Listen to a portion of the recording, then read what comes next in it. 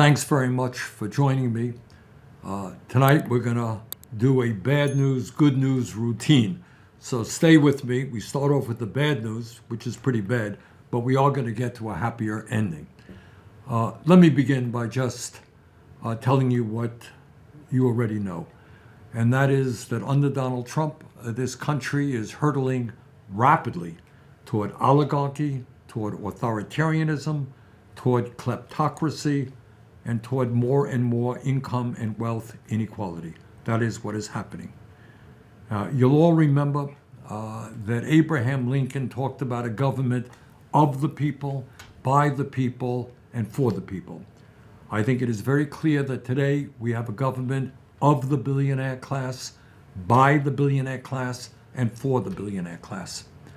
Elon Musk contributed $277 million to get Donald Trump elected president, and he was rewarded with the most important position in government. In other words, he put out the money and he got what he paid for.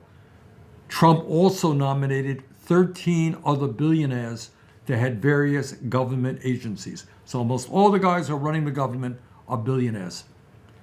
For many years, as I think you know, I have been talking about how a country is moving toward an oligarchic form of society. And I know that people had their doubts. What is Bernie talking about? Well, not anymore. People now see what's going on right in front of them. No secrets about it. They're seeing the billionaire class running our government right now. But it's not just oligarchy and a government of the very rich that I'm concerned about. It is a very rapid movement toward authoritarianism. Virtually every day, Trump is usurping the powers of Congress. He is ending programs that Congress appropriated, and he's getting rid of agencies that he has no power to get rid of. Further, he has sued major media outlets like ABC, CBS, Meta, and the Des Moines Register for stories and actions that he didn't like. And now his FCC is investigating PBS and NPR. And he's threatening to withhold federal funding for these vitally important media outlets. This is clearly a massive attack on the First Amendment and freedom of expression. He doesn't like what some media are saying, and he is intimidating them. The message is clear. Hey, I'm the boss.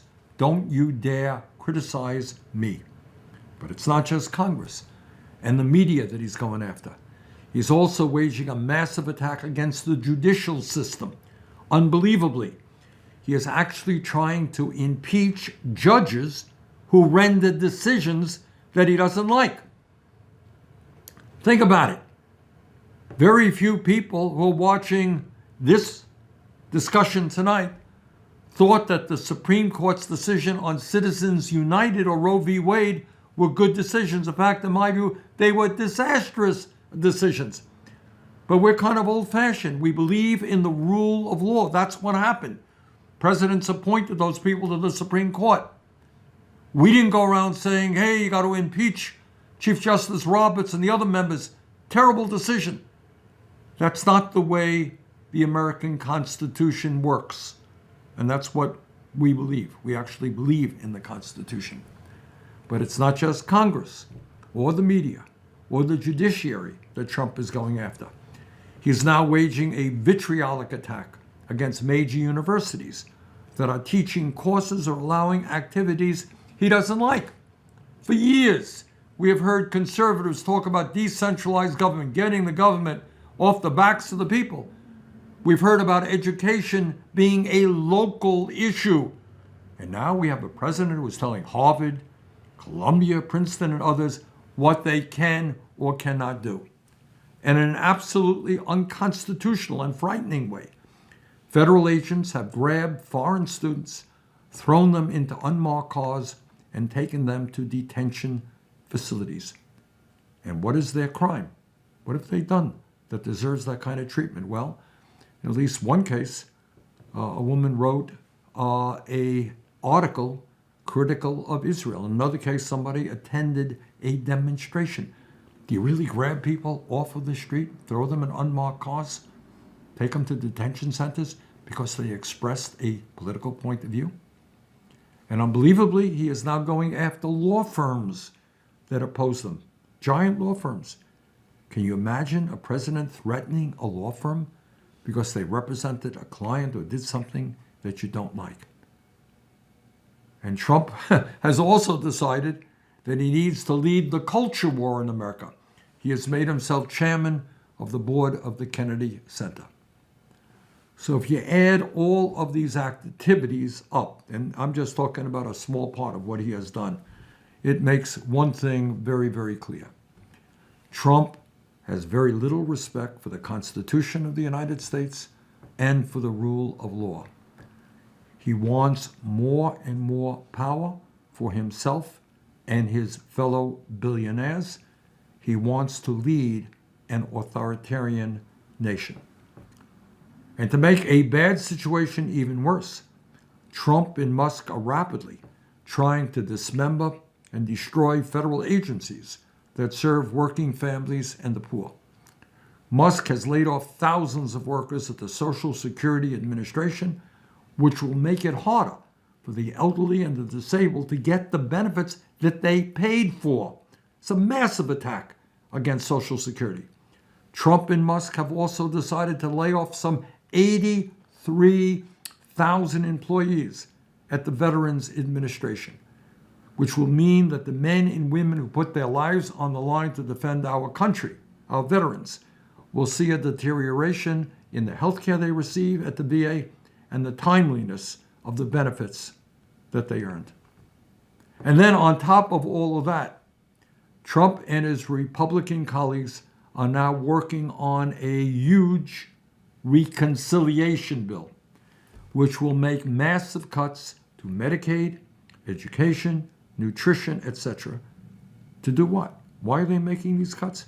In order to give over $1 trillion in tax breaks to the 1%.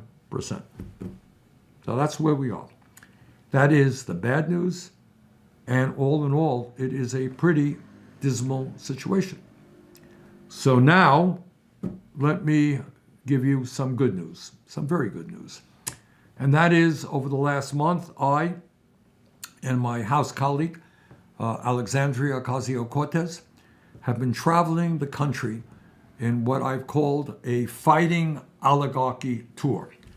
I've been to Nebraska, Iowa, Wisconsin, Michigan, Nevada, Colorado, and Arizona, and the turnouts have been extraordinary. In Denver, we had more than 34,000 people turn out, the largest rally I have ever been a part of. And what I have learned from all of these rallies and meeting thousands and thousands of people is that the people of our country are sick and tired of Trumpism. They are tired of oligarchy. They are tired of authoritarianism, and they are prepared to fight back. And I should tell you, just to mention, I'm going to be in out west next week. In a week and a half or so, we're going to go to California and other western states. And we are going to continue to rally the American people to stand up to Trumpism and his contempt for American democracy. And let me give you another very good piece of good news, and that is on Tuesday night, Susan Crawford took on Elon Musk and the $25 million that he spent to win a seat on the Wisconsin Supreme Court. And I want you all to remember that just 5 months ago, Trump won a narrow victory in Wisconsin. And just the other day, Ms. Crawford won a strong victory. She won by 10 points. Pretty good victory in a state that Trump had won just 5 months before. Also on Tuesday night, in 2 congressional districts in Florida, where Trump had won by 30 points, Democratic candidates, while losing, cut that margin in half. Pretty good. So, where do we go from here? I think the answer is quite obvious. We have got to educate. We've got to organize. We've got to fight back effectively with discipline and intelligence. And if we do that, in my view, we're going to win this thing. And right now, I should tell you, we are not only doing rallies around the country, we are also hiring organizers at the grassroots level to help us build the kind of grassroots infrastructure that we need if we're going to be successful. And let me just mention to you that just a few hours ago, I was on the phone with our friends in the 1st District of Iowa. I had been to Iowa City last month, and we got a whole lot of folks coming out. We got names, we got emails, we called them up, and we had tonight, just a few hours ago, over 500 people in the 1st District of Iowa on the telephone. And almost all of them signed up to get to work, to help us organize, to knock on doors, to hold meetings, etc. And we are going to have organizers all over this country, especially in districts where Republican members of Congress won by slim majorities. And we're going to make sure that all of the people in those districts that were won by Republicans with small margins, they know loudly and clearly, they're going to hear from their constituents, that they must not vote to give huge tax breaks to billionaires by cutting Medicaid and other programs that working families desperately need. So yes, let me be very honest with you. The oligarchs are enormously powerful. No ifs, buts, and maybes. They have endless amounts of money. They control our economy. They own much of the media, and they have enormous influence over our political system.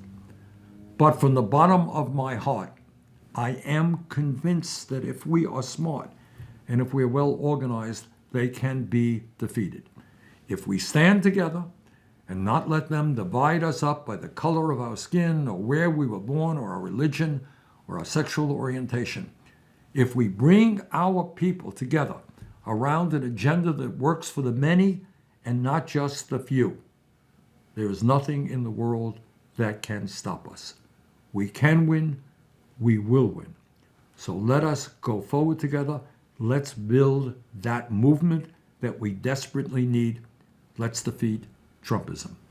Thank you all very much.